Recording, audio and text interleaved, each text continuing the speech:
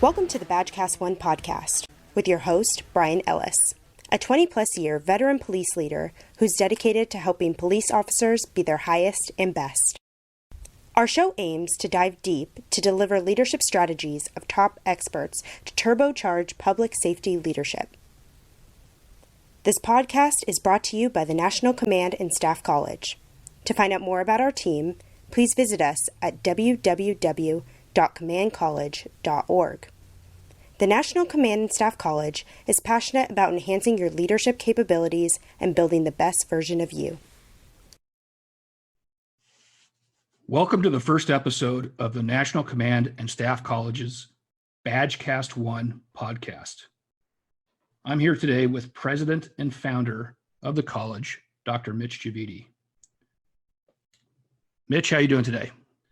I'm doing fine, Brian. It's an honor to be on this call with you. So we've got a lot of content today. I really want to dive straight into the history of the National Command and Staff College and what brought you specifically to public safety. I know about 10 years ago, your career path intersected with law enforcement. And can you just tell me what happened? Yeah, Brian, thank you so much. Like I said, it's truly an honor to be on this call, and I'm really excited about the launch of Badgecast 1, and more importantly, I'm privileged to be the first that you interview. Yeah, but it was about back in 2006, which would have been like 14 years ago. I had the opportunity to sell two of my businesses that I had started building starting 1997, side by side as I was a professor at North Carolina State University. With support from the university that I can start up these two companies and grow them, it came in 2006 and I had an opportunity for an exit with those two companies that I had. One of them was a global consulting company called Digiton Corporation.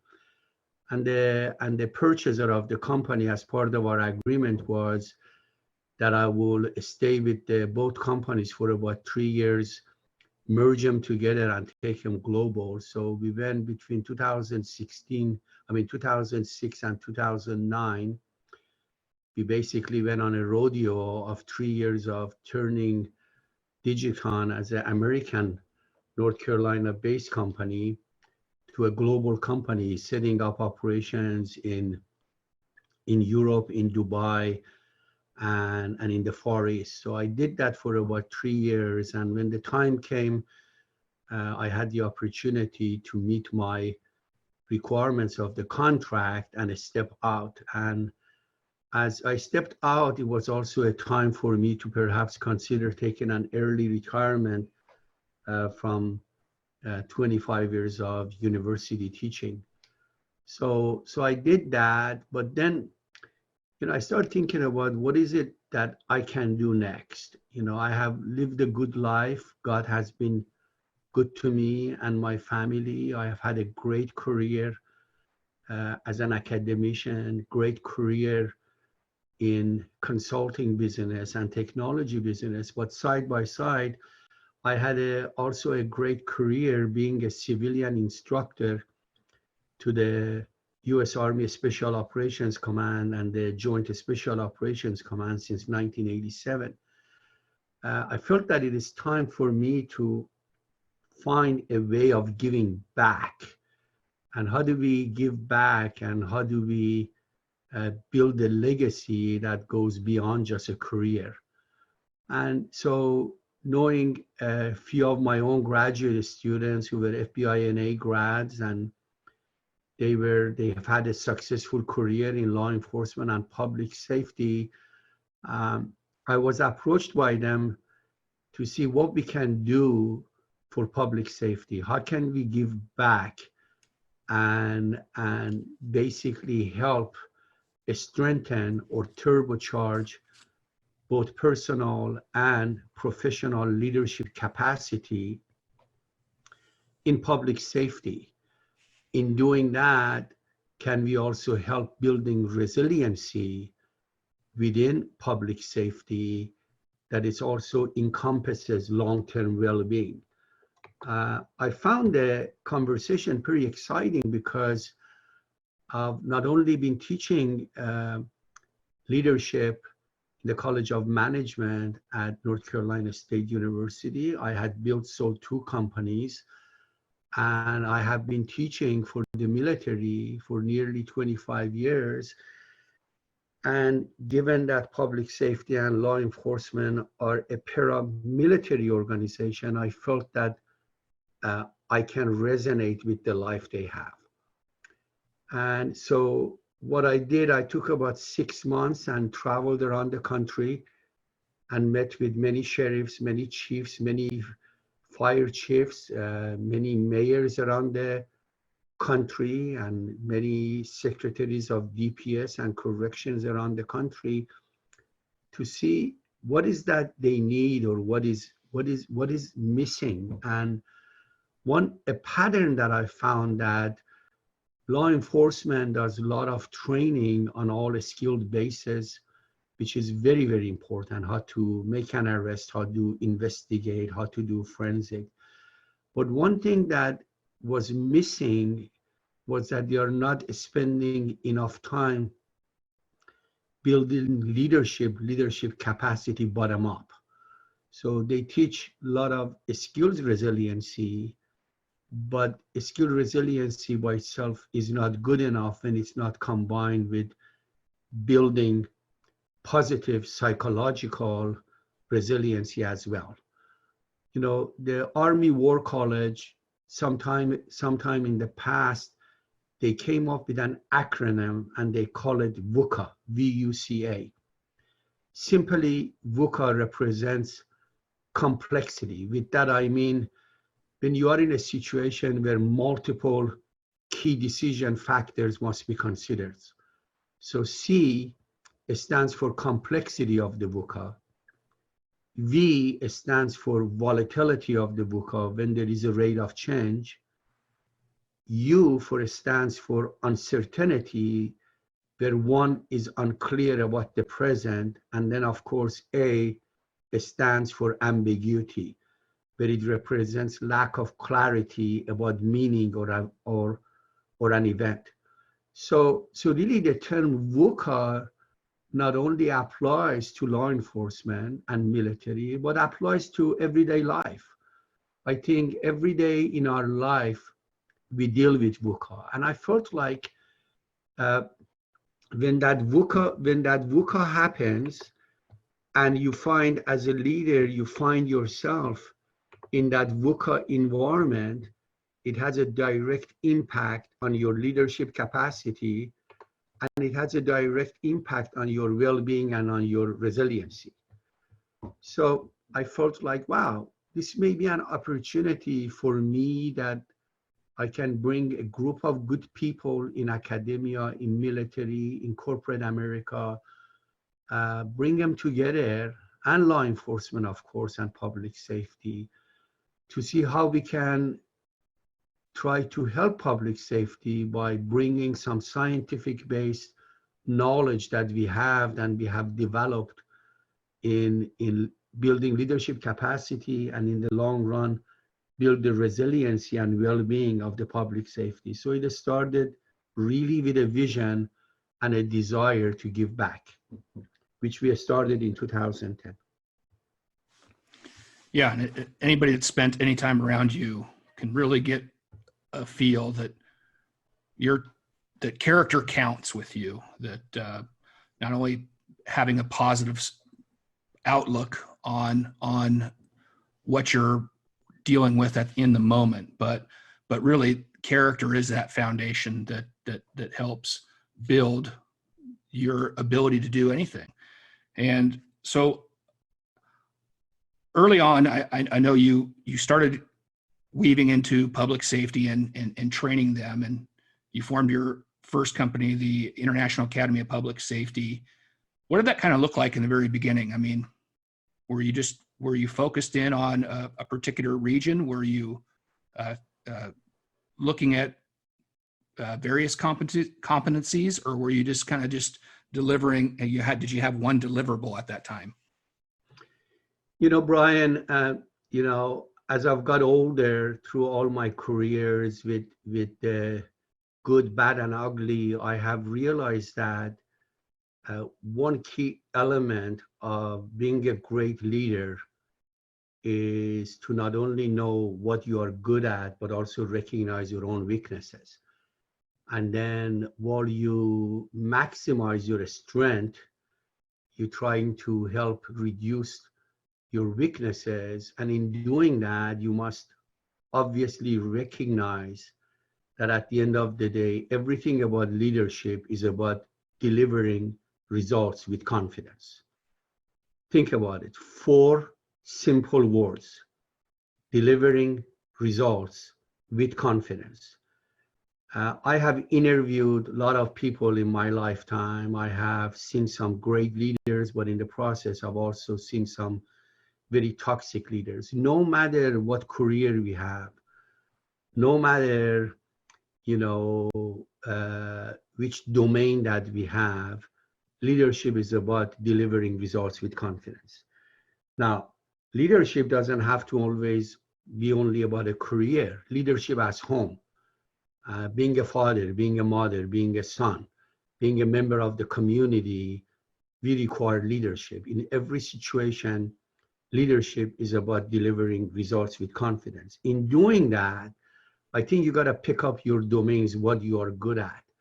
So when I started the business in 2010, I knew that I can go reach out and found great leaders like you with experience in law enforcement that can teach tactical policing. You all can teach SWAT training. You can teach how to do, forensic. But what I wanted to really focus on of what I believe that we are good at, and law enforcement and public safety needs it, and that's leadership. So given that I have academic background, and also I had, as a civilian, I had military background, the word academy meant to me a lot. Because when you think in terms of academy, you are focused on education, not training. Public safety, like many other industries, provide a lot of trainings. And the trainings are a 30-minute here, 1 hour there, 2 hours there. And then I have been in a lot of trainings that I walked away. I have a certificate to show, but a week later, I forgot about it. I was interested in building a company that is focused on education and development, from pre-hire to a career to a post-retirement. That we could be part of the puzzle that can help public safety and beyond in getting them not only equipped with the tools of personal and professional leadership pre-hire, but then throughout their career, but also the post-retirement. International to me was very, very important because I didn't want us to be just a US-based company providing leadership training only to public safety and beyond in America, but I wanted to be international. So International Academy of Public Safety had a good sound to it. So that's what we started with that. And the focus was that we're gonna stay in our own swim lane. I did not wanna do any tactical training. And if you're gonna do any tactical training outside of leadership, it needs to be in partnership with those who are good at it, like National Tactical Officers Association or International Association of Chief of Polices or the National Sheriff's Association. So to get it started, it was like, let's build the soup to nuts of our own recipe of building the white belt to the black belt of character-based leadership development that is based on credibility, and it's based on the idea that leadership must be deliberate. To me, if leadership is not intentional, then it is not leadership. It's not an adjective, it's a verb. You gotta work it. Yeah, I'm glad you said build, because as I sit here and look at what National Command and Staff College has done in just over a decade, it's 16 plus million learning hours. It's an international company. It's partnering with several professional law enforcement agent organizations like NTOA and the National Sheriff's Association. There's 47 book projects, 60 plus chapter contributions, 145 articles published over the last decade. I mean, where does your team get this kind of energy from? You know, it's so fascinating when I look at those numbers. It's not that I don't believe them. I actually believe them. But being a humble person that I am, particularly at my older age, you know, I say, wow, not that I'm surprised. I say, wow, because I'm happy, because I actually believe it. I think the reason is we are very, very selective who we want to be a part of our team. You know, early on in my career as a civilian working with the military, I realized that there are three types of performers, or actually there are four. One performer is a non-performer. They don't perform at all. The second is a performer. The third is a star performer, but there is a fourth one. The fourth one is the one that has the capacity to go beyond. We call them a turbocharged star performer. Now, I am all about helping produce turbocharged star performers. So the credit that you are attributing to the National Command and Staff College, I don't deserve. I didn't do it. All those accomplishments are accomplishment of turbocharged star performers like yourself who chose to be part of our team. And with those people, they go beyond.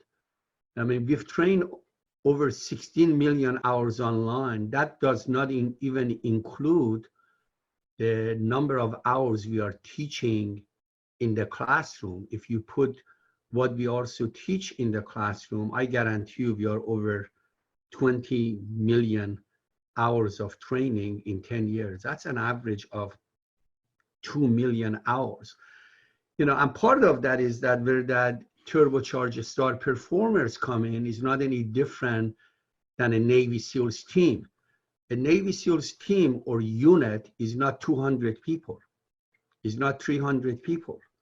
We are a handful, but those handful have the capacity to deliver results at 10x and 20x. And that is a mindset that we have. And that's a mindset and the discipline and the spirit, the core we bring to the National Command and Staff College, and helping our students to develop that spirit, the core. And that is how do they, on a daily basis, every day, they're turbocharged their star performance one mile a day. And then over 10 years, they become a marathon runner and go beyond. Yeah, I know. I can say for myself, when I've seen and what I've experienced, the amount of energy that your team has is infectious, and it really comes from a place of love. And so it's just incredible to be a part of, whether it's in a classroom setting or actively working on a particular project. And I'm incredibly grateful and blessed to have the opportunity to do so. But I really wanted to pivot real quick to, we talked about it just a little bit ago, 2016, you really started seeing the opportunity to build IAPS into the National Command and Staff College. Can you flesh that out a little bit for us and just tell us what that meant to you and why that was a decision, your decision to do so? You know, it was not a decision in 2016. It was a part of our journey. So to me, leadership requires people having not only the courage, but the vision of the future. but with an understanding that as they envision the future and they have a strategic intent around a strategic plan to build, what their desires are, they have the flexibility to make adjustment. In 2010, we sat around the table and we said, we want to build International Academy of Public Safety.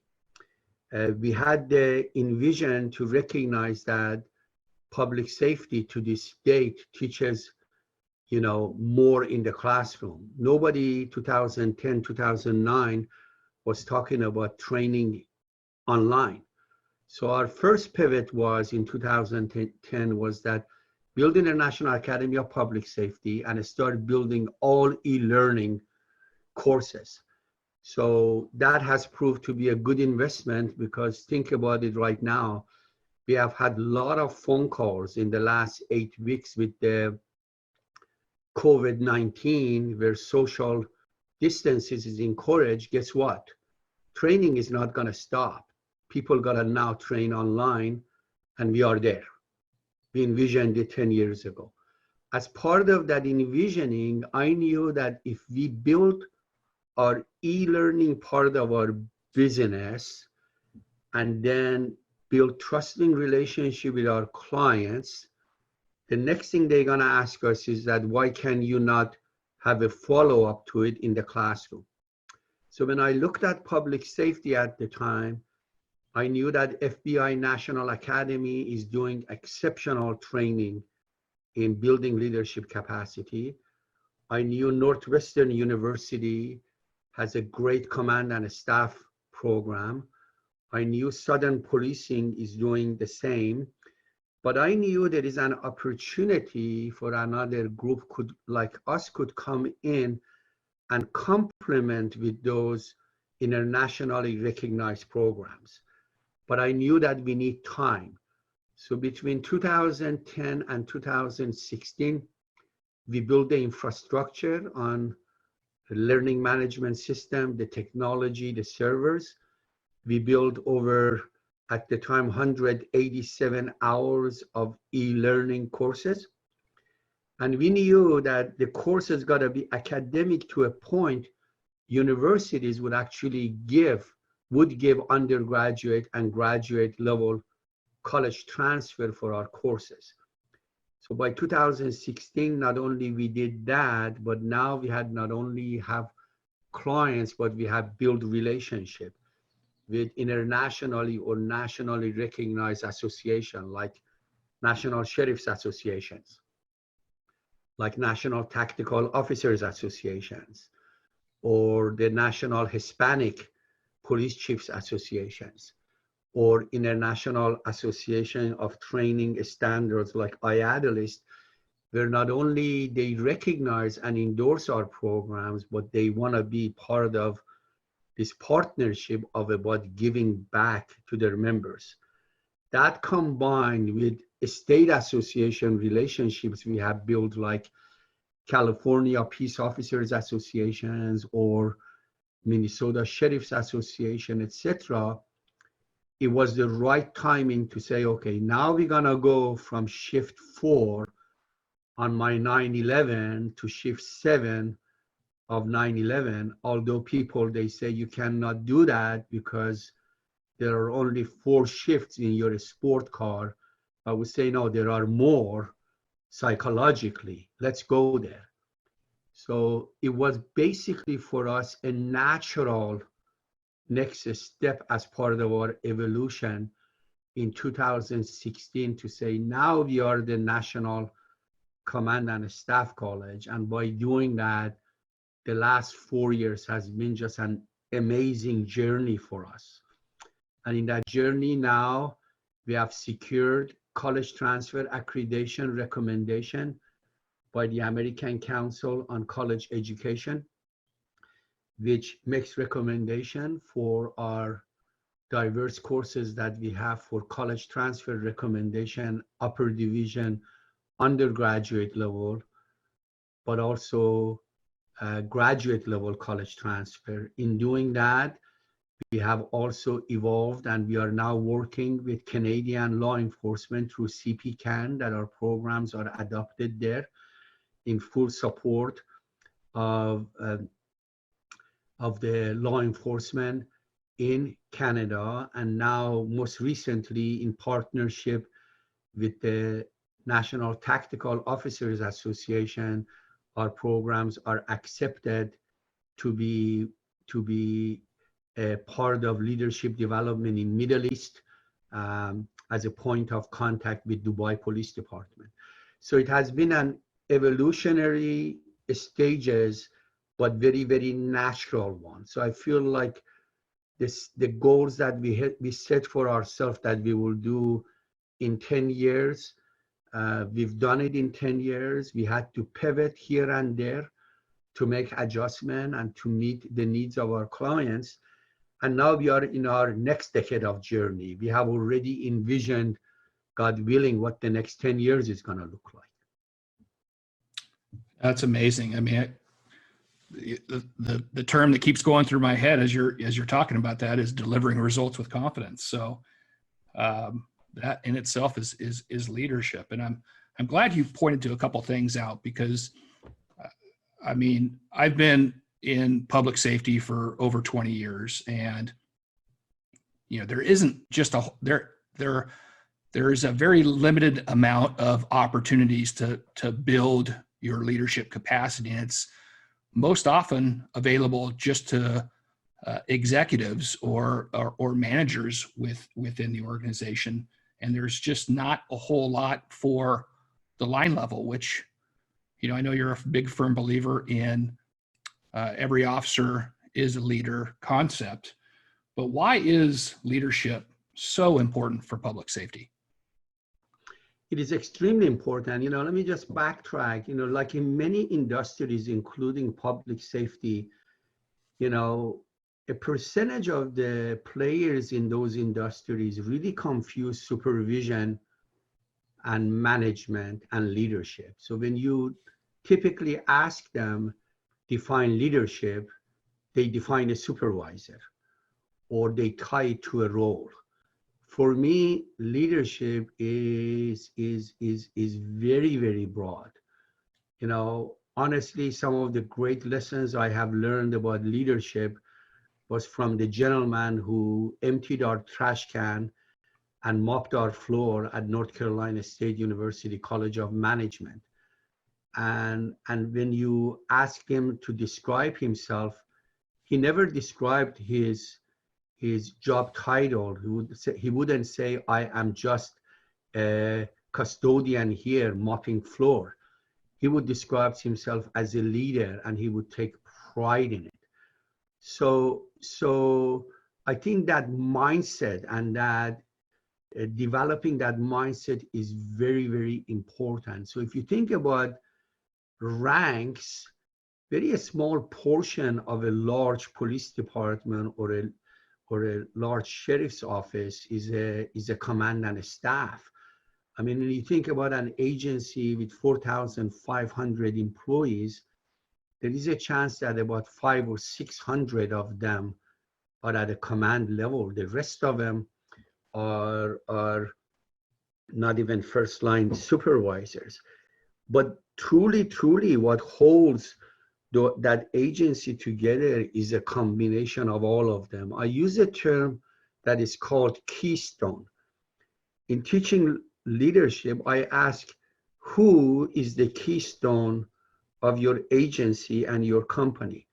Nearly 90% of the response is, it is the sheriff, it is the CEO, it is the chief of the police, it was the president, or it's the governor.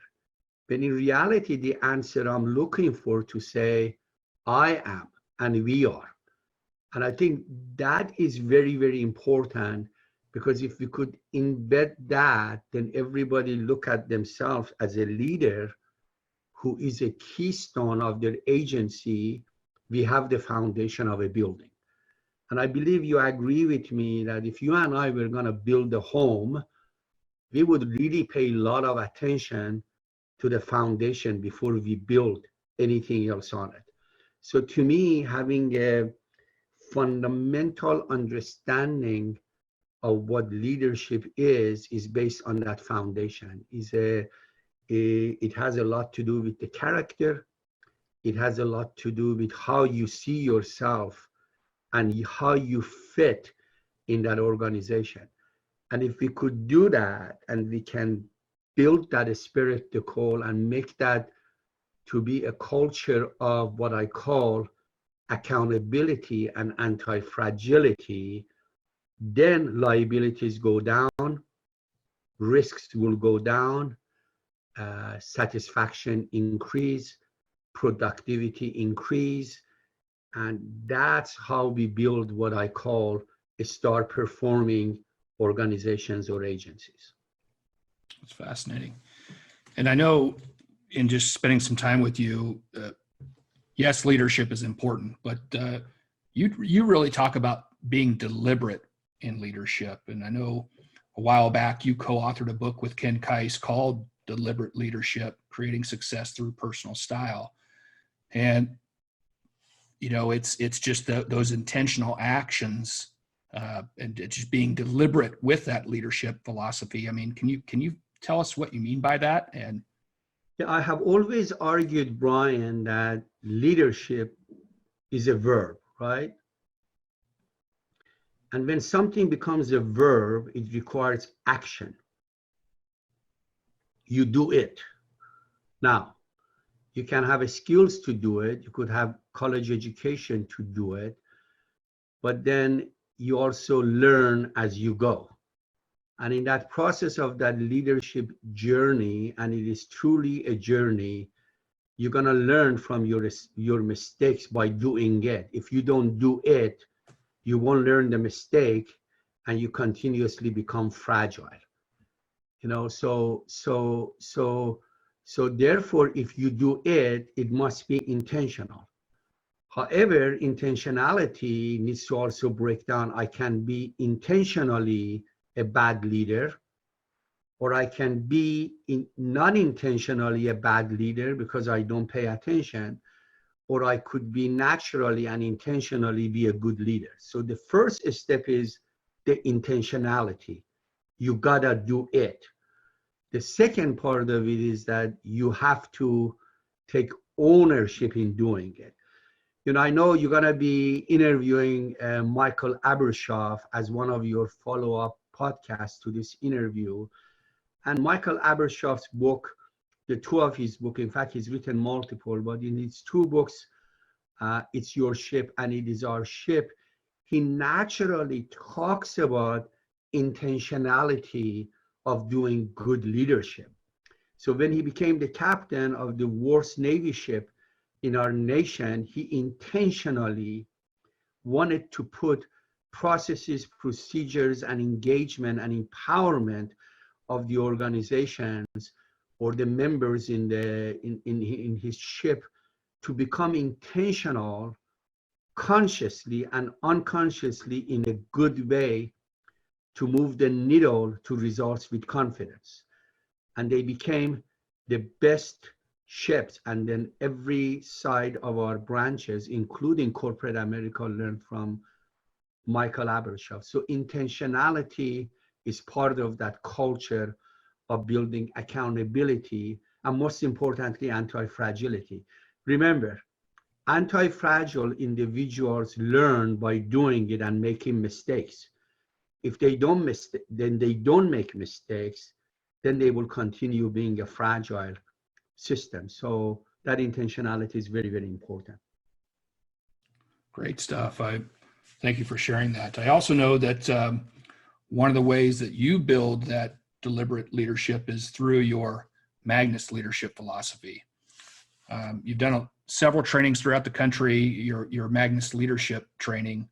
And I've personally saw it firsthand with several students after the fact, just having these epiphanies, whether they were in class and sidebar would come up to you and talk to you, or write it in their evals about how you've impacted them personally and professionally. You know, some people even said, "You just saved my marriage." It was so impactful to see. And so can you explain why Magnus has been so exciting for people to participate? You know, the science of Magnus is very, very fascinating, you know. In fact, you know, the word Magnus is in the dictionary, but the dictionary defines Magnus as great. But Magnus is more than a great, is when the great becomes Magnus. So Jim Collins wrote a great book called Good to Great. So perfect, has made significant contributions worldwide. So when a person becomes great, what then? What does great become? Well, the great has to go to a higher level. So when a great becomes more, what do we call it? We don't have a name for it. So, but Aristotle had a great name for it. Aristotle wrote a book called The Magnanimous Men. So the word Magnus was actually the first four letters of the Magnanimous Men and the last two letters of the Magnanimous Men. By men meant everyone. But it's more than just Aristotle's work. Aristotle's work in the chapter on magnanimous men was about when an individual goes beyond all capacity, raises the bar. Now, in order for you to raise that bar, you cannot only learn to be hardy in your physics, in your body, or it's not good enough to have stronger muscles. It's not good enough to have stronger legs. You must have to grow spiritually and become emotionally intelligent. So if you study the theories on leadership, you will come to a conclusion that nearly 90% of all leadership theories have looked at leadership from a point of an influence. Well, when you focus on the influence, that you are focusing on the mind and the cognition.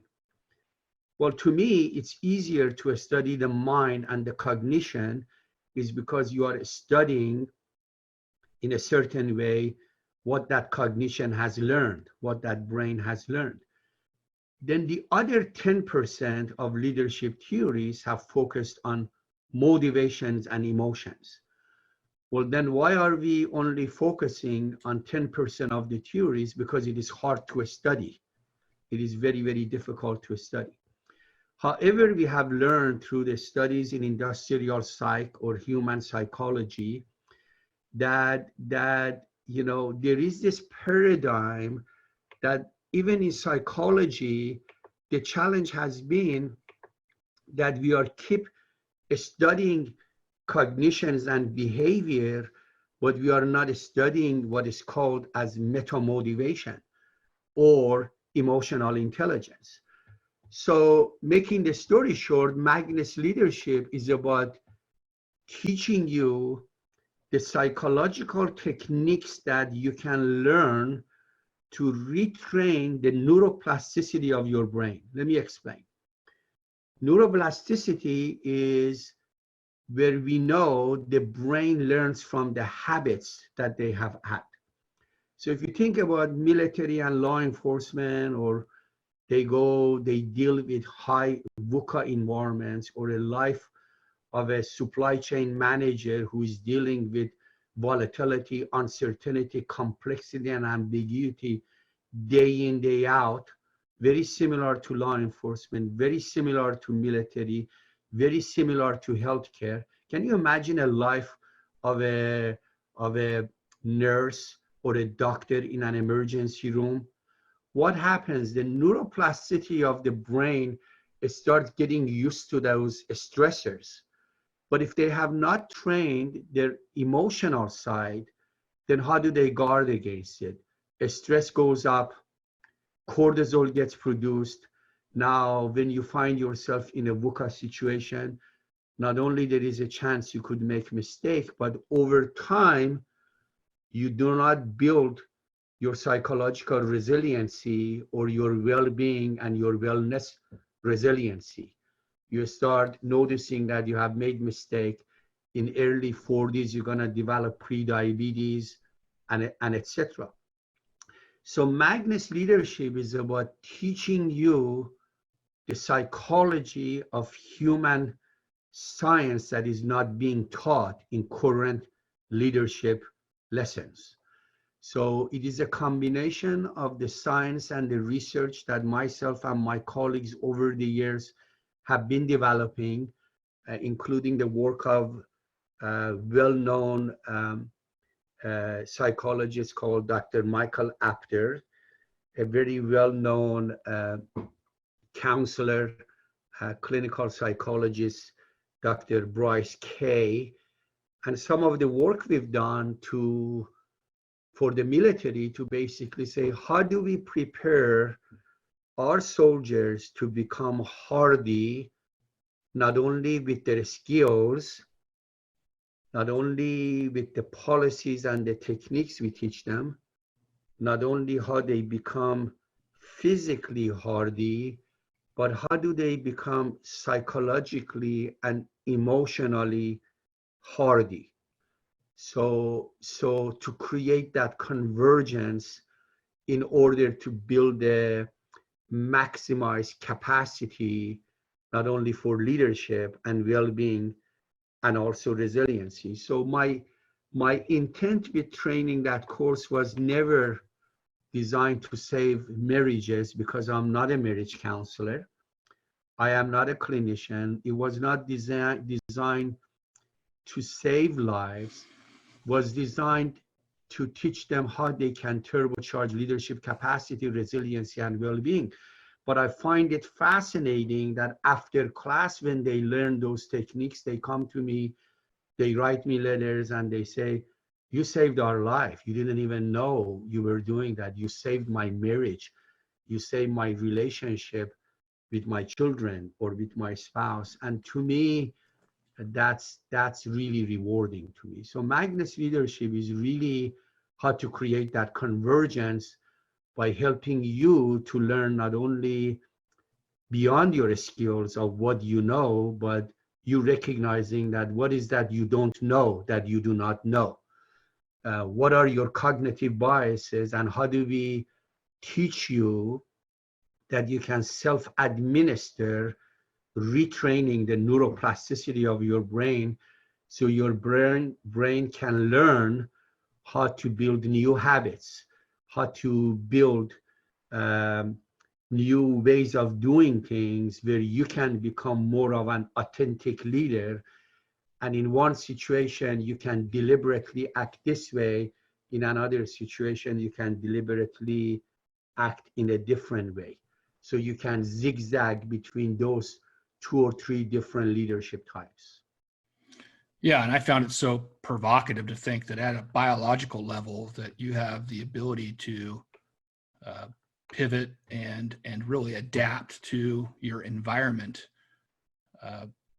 both positive and negatively, depending on the way that you identify and know your saboteurs and the triggers that you have, and some other options or various responses that you get in your toolkit throughout that training to help you maneuver some of those rough waters and ultimately come out the other side unscathed. And that's, you could apply that to not only professional life. I mean, that's going to happen, not getting a promotion, not delivering the best service in the moment, losing a court case, whatever it may be, but you have some of those same things happen to you at home. And so I think it's very impactful. It's tools that you can use in every aspect of your life that makes it totally awesome. Brian, if you follow, I know you follow Jocko. Jocko has a great podcast, and he was the team leader of the best ever, most accomplished Navy SEALs team we've ever had in this country. In one of his podcasts, he talks about how he learned to say good to bad, right? To a point that he learned. Yeah, he basically learned to not only understand that he could say good to bad, but he actually feel good about it. Now, if you study, really take a deep dive from a Magnus leadership science approach, is because he had learned that each time he says bad to bad, what he's really activating is what we call the negative brain. When the negative brain is up, you will have a sense of shame, guilt, regret, and disappointment. So he had to learn to say good to bad, not that means that the bad is a good thing, but he wanted to activate his positive psychology, where although we didn't get the mission got canceled, we didn't get our raises, he wanted to activate the positive brain, because when the positive brain is activated, now you think wise, now you think creative, etc. So in doing that, when the negative brain is up, what do you think your body is going to produce? The amygdala of your brain is going to send a signal to the body that, hey, you are stressed, you need to produce cortisol. And he didn't want it. Jacob said, I don't want cortisol. What I want to activate my body to produce oxytocin. So good to bad for him to become a reversal. So he had retrained the neuroplasticity of his brain, that although amygdala is going to send a signal that, oh, bad thing happened, what you need to do, you need to produce cortisol. It would say, no, my body is already producing too much cortisol. What I want my body to produce is oxytocin and or vasopressin, where now I get that soft but very, very important social bonding hormones is produced in my body. Because when I'm producing too much cortisol, the chances are I'm going to shut down. The chances are I'm not going to have conversation with people.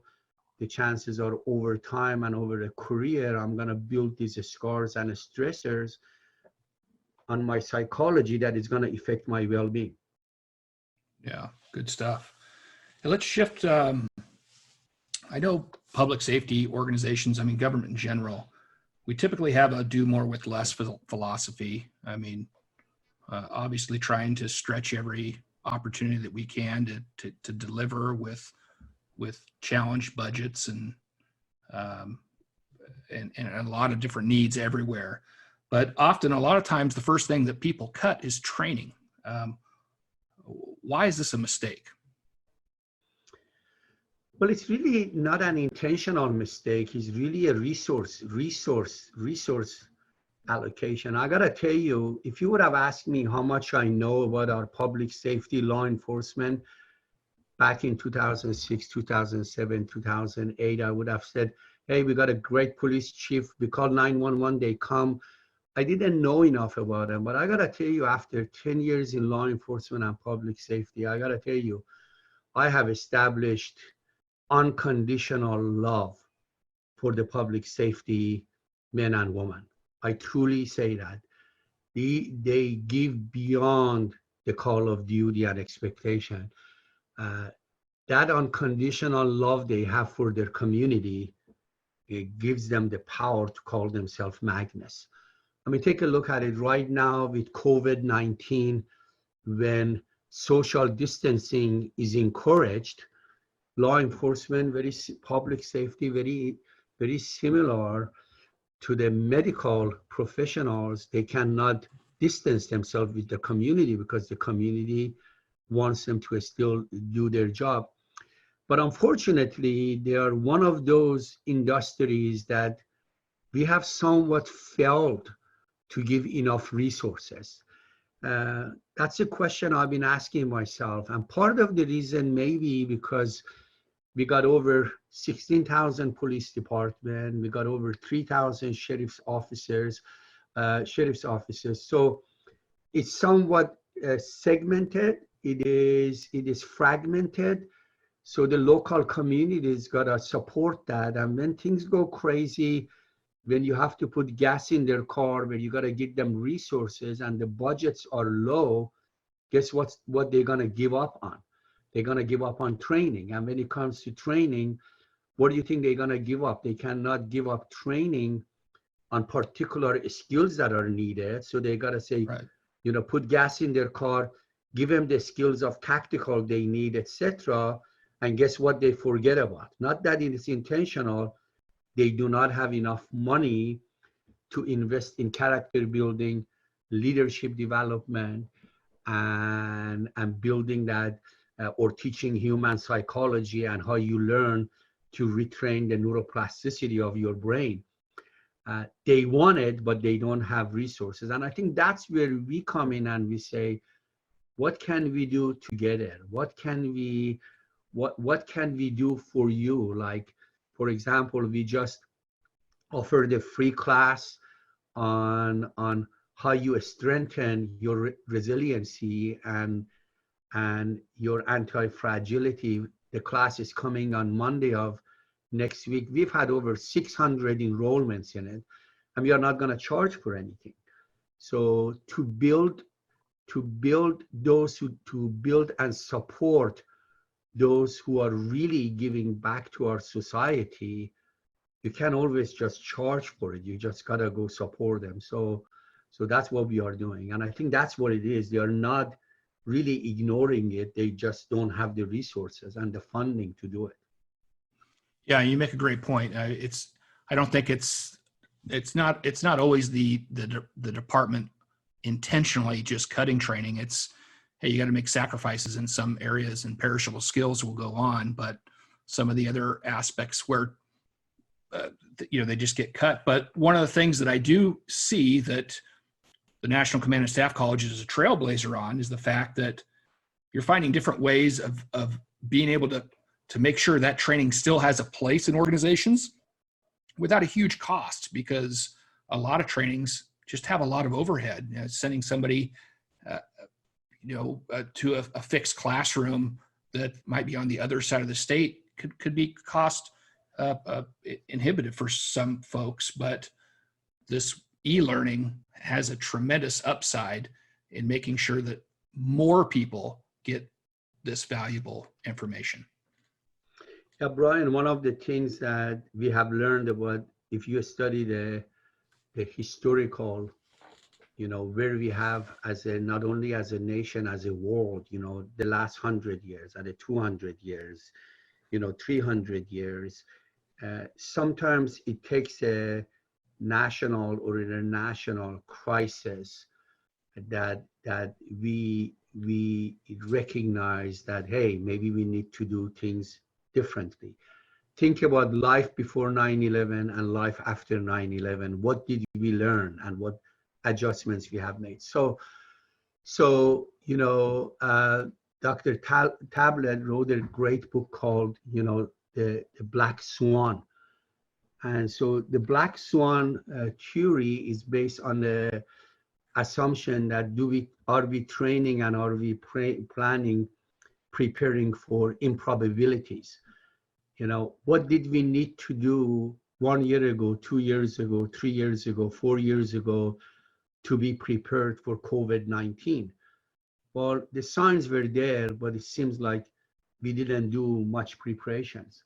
So I think as we think about times now and the power of e-learning, I think one of the things we would learn during dealing with COVID-19, that maybe the model of always training in the classroom may not prove to be the only way that we should teach, particularly since it becomes expensive. You think about it, we said we've trained 16 million hours online plus another 4 in the classroom. If we would have charged $1 for every hour of training we have done, we would have had 16 to 20 million. We could have charged, but we didn't, because one of the values in our organization is a value of not being a nonprofit, not that we don't want to teach, but we have a importance, social contribution. It is our unconditional love for humanity and in this case, public safety. And then also recognize that the cost of training online is significantly less than training in the classroom. So I'm not advocating one over the other. I'm actually advocating that we need to do both. We need to move into more of a blended learning where the students could do a lot of the cognitive stuff online and then come to the classroom. It's not any different than me being in the College of Management, and I would say to them, by next week, I want you to read these chapters, come to class, because I'm not gonna read you the chapter. I wanna do practical exercises with you in the classroom. So I think that's where we are gonna go, and the future, not only in law enforcement, but worldwide in all industries. I'm making a prediction that they're gonna move into blended programs and blended education. Good stuff. I want to pivot back to the National Command and Staff College for a moment. What do you think the organization's best asset is? Our people. Our best assets are people like you. I sit down and I think and I reflect, and every day I am grateful to God that He brought a star performance like yourself to the company. At the end of the day, I am a type of leader to recognize that I didn't do it. I did not build this company. I was a facilitator. And at the end of the day, I actually, as a leader, very similar to a spirit, the core of the Marines, leaders eat last. They want nothing for themselves. So I want nothing for me, and I don't take any credit for anything. But what I take credit for is that having the vision to start something that could attract people like you to want to come in, and then give you the flexibility, give you the resources for you all to go do it. So our greatest asset is really our people. And truly, if you think about it in terms of leadership, we as leaders do not lead machines. We lead people. Mm-hmm. Our people are greatest asset. What is the greatest asset that we have right now in the world is our people in it. And those people, if they are given the right resources, if they have been not only influenced at times, but really, really inspired. And to me, my highest daily requirement every day as a leader is, have I done 5 things to inspire the members of the academy? And have we as a college inspired our students and our commanders who are in our program? Because when you inspire people, you go after the heart. When you influence people, you go after the brain. And I think that's where the convergence got to happen. I think we got a lot of influencing going on at times, and we forget about inspiring. So I'm inspired to have the people we have, and I'm inspired that they inspire me every day. That is our greatest asset. Well, I'm flattered that you would say that about me. I appreciate it. I don't deserve that. I at times I feel just that eager little puppy dog when I get around a lot of our group, because they are inspiring. They have a very collaborative approach. They're connected. They're yes first kind of people. I see it a lot like improv, like a comedy improv. No is the death of that improv, and when you say yes and I just see a lot of that happening around our group. Yes, I'd like to do that article, but and I'd like to do this project as well. And so it almost springs forward a lot of different action, and just really amazing things come from it, amazing conversations, amazing thoughts, and it's been a blessing to be a part of.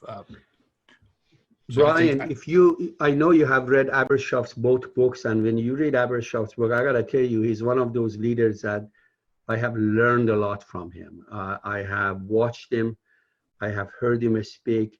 I have probably read Abershoff's book at minimum once a year. his two books. And when you really read between the lines, he inspired the member of his ship to produce at a 20x capacity. So now let's say there is 100, and that 100 is producing not 100 times 100 times 100. You know, it's really a power of. So it's not 100 times 100, it is 100 to the power of 100. That's where the inspiration comes from. See, inspiration is what is on the top of the equation, not on the same line of the equation, right? When you influence them, you are in the bottom of the equation. But if I can influence you by giving you the skills, and I can lead you in a direction, if I inspire you, I'm not taking you to the power of the equation. So 100 times 100 is very different than 100 times to the power of 100. And I think that's what we've done at the National Command and Staff College. And I think that's what we hear our graduates are telling us. And that's what we hear that our clients are telling us, that when the graduates of the National Command and Staff College go back to their agency, they shock them because they are not producing 100 times 100. They are producing 100 times to the power of 5, to the power of 10, to the power of the 20. And I think that's where we talk about how do you turbocharge for you to become a star performer, to go beyond. Yeah, you're so right. I mean, the inspirational piece is huge. And you see a lot of times where people will go to a training, they'll take their certificate, they'll put it up on the wall, or they'll take their binder when they get back to work and they put it on the shelf. And it just sits there. And I think that the difference in a lot of the trainings that I've seen firsthand with you and is just the complete opposite. Is people take that training and they can't wait to get back to work and talk about the things that they got to do, and they get other people interested and excited about it. And it's amazing to watch. It's a lot of energy, and I know it comes from a place of love, and it's infectious, and I appreciate it. Let me so if I'm a listener today and you wanted to compel me to take some kind of action, like I'm a public servant, and I have promotional aspirations, or I want to do something more than what I'm doing today, what would you tell them? What's the first step for them? That's something I have been asking myself over the years. In those early days, they would ask me, what do?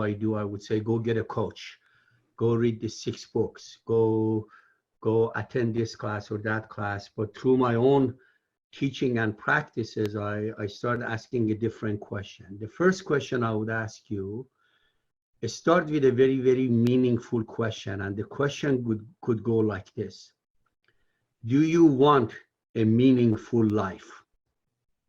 And yes. I would pause. And I knew you would say yes. And then I would ask you the second question, and I want you to pause and reflect.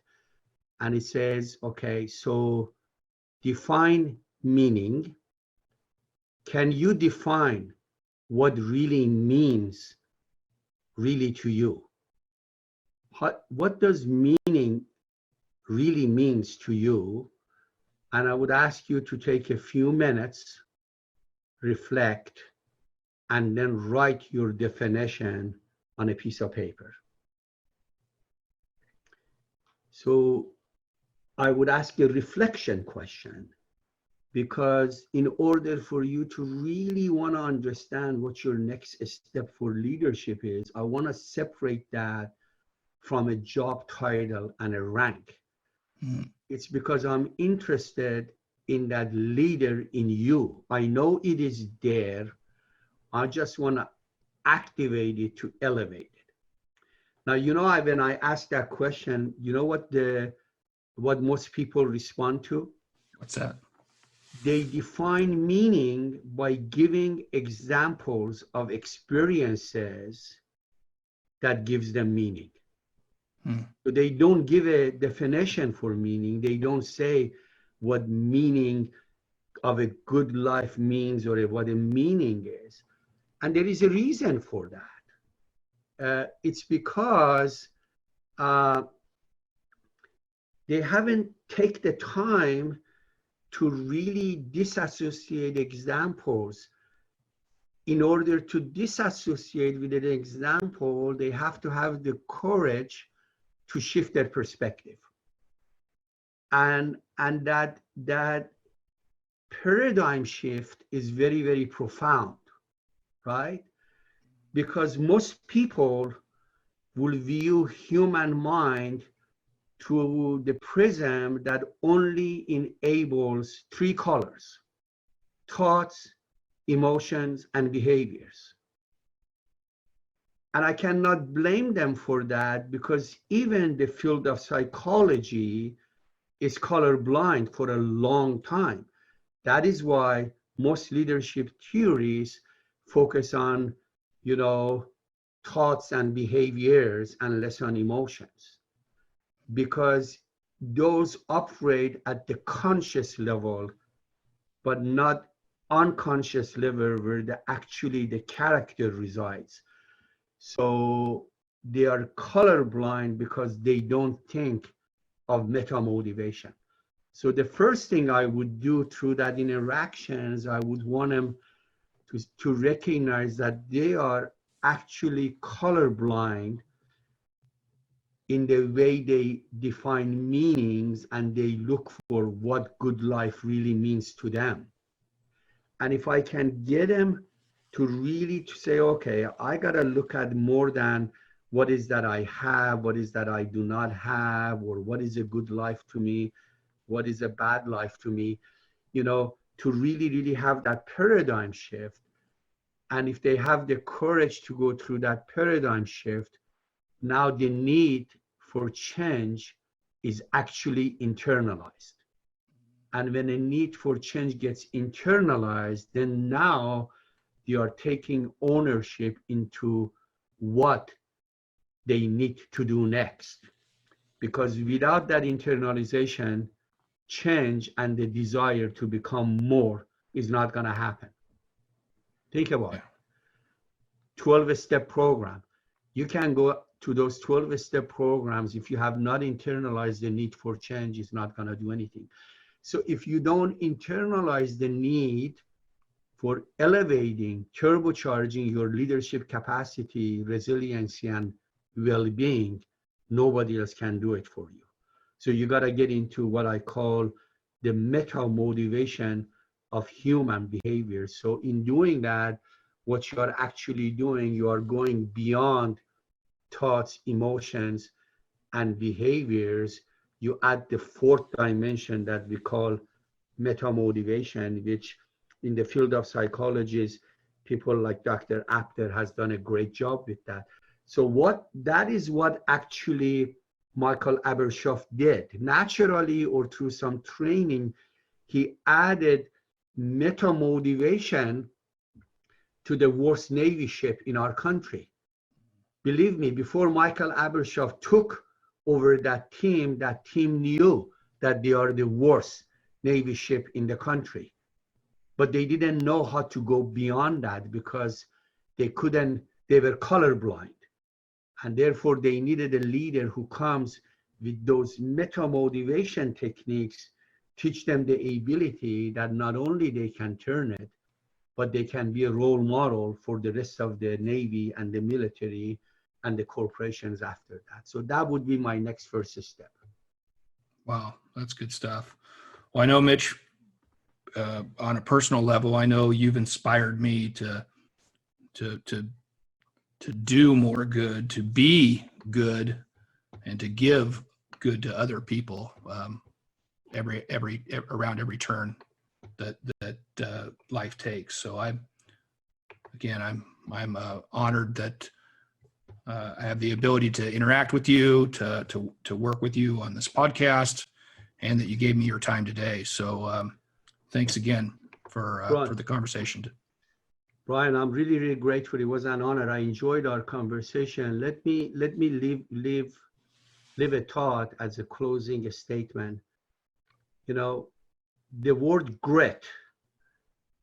People talk about grit, that John has grit, Sally has grit, but people have a hard time defining what that grit really means. To me, grit is a positive, non-cognitive trait that when it's combined with perseverance and passion, helps you push through volatility, uncertainty, complexity, and ambiguity. So you better have grit as a leader, and you better be intentional about it. Resiliency is really, really misunderstood. Resiliency means the speed by which you recover from adversity. So think about how much adversity we are dealing with right now with COVID-19, in addition to everything else. So a resiliency of a leader at a personal and professional level is that how do we recover from this adversity, a speed by which we recover. Those two are well and they are needed, but without having the ability to understand the science of human behavior and human chemistry and be able to turbocharge yourself to be ready for it before, during, and after it is where we focus on. And I think that is an element that we don't get enough writing about. And I think that's where what I call the ovea, or the nucleus of leadership. It's truly an honor to be on this podcast with you. I always enjoy speaking with you. And Brian, I have learned a lot from you in the last 10 years. And I can honestly tell you that you are Magnus, and you have not only inspired me, but you have inspired the members of our college. And with all your writings that you do and speaking you do, trust me when I tell you this, you are also you are inspiring our nation. And for that, I thank you, and I thank the listeners who would listen to this podcast that took the time and listened to an old man. Thank you so much, Brian. Thanks, Mitch. Have a great day. Thank you. You too. Bye-bye.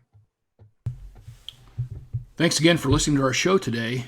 And as always, we encourage your feedback. You can provide that feedback at my email at bellis@commandcollege.org. As always, good thoughts, good words, good deeds. Figure out who you are and be purposeful. Be well.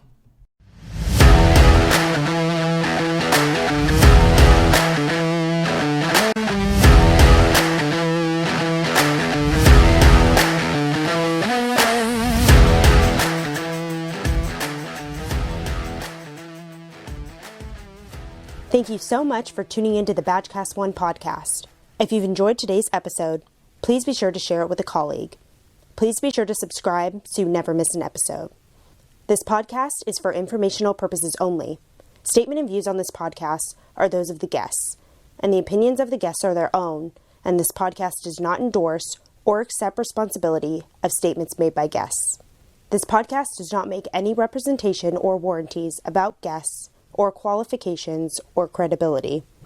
This podcast is the product of the National Command and Staff College. Copyright 2010 to 2035. Any use of this without the express consent of the National Command and Staff College is strictly prohibited by law. For more information, email us at info@commandcollege.org.